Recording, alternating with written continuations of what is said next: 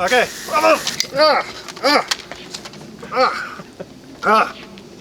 Okay, yeah, that,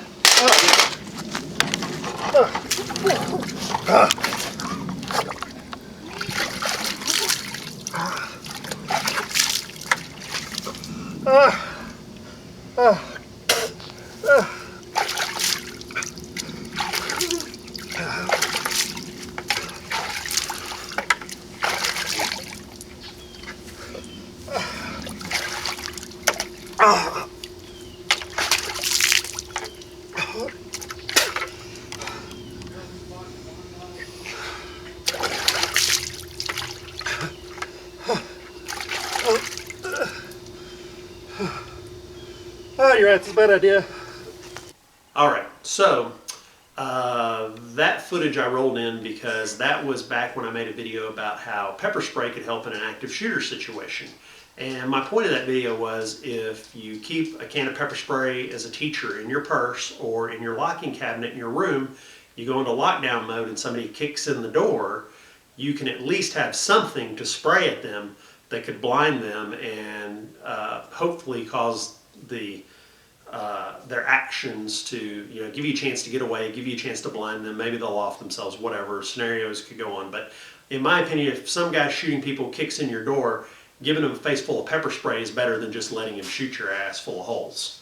Pardon my French there. But that's my opinion on the subject.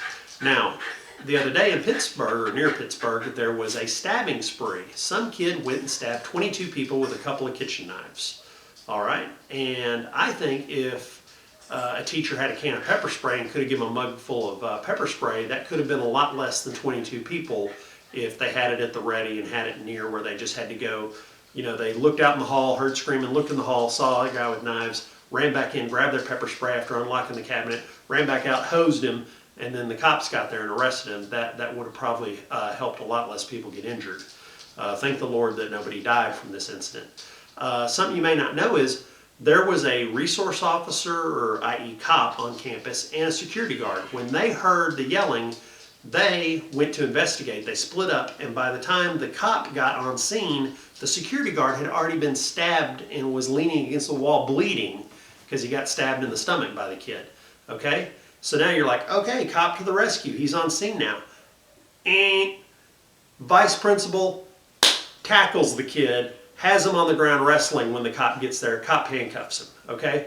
So the cop didn't save the day, the vice principal saved the day after the security guard got stabbed, okay? So you can have cops and security guards and stuff like that, but it turns out it was an unarmed civilian who saved the day in this case, which it could have just as easily been a 90-pound 60-year-old school teacher with a can of pepper spray that stopped the whole thing, rather than the vice principal who tackled and wrestled the kid to the ground and took his knives away.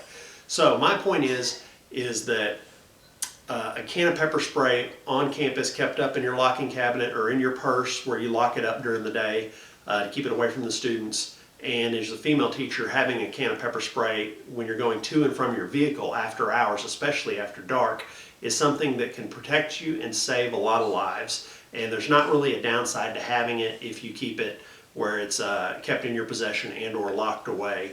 And a lot of school districts actually allow their teachers to keep cans of pepper spray in their purse for their own self-protection. So if you are a teacher, please think about doing that. Again, the point of the front of the video was to show you how effective the pepper spray actually is, and I'll tell you from personal experience, that stuff takes you out fast. You really can't operate after a couple seconds of it hitting you in the face. You really can't do anything except try to get the crap out of your eyes. Certainly wouldn't continue going on like nothing happened. You basically just become solely focused on the pain and trying to get relief. So anyway, that's my opinion. All teachers should carry a nice $10 can of pepper spray that shoots a nice 20-foot stream.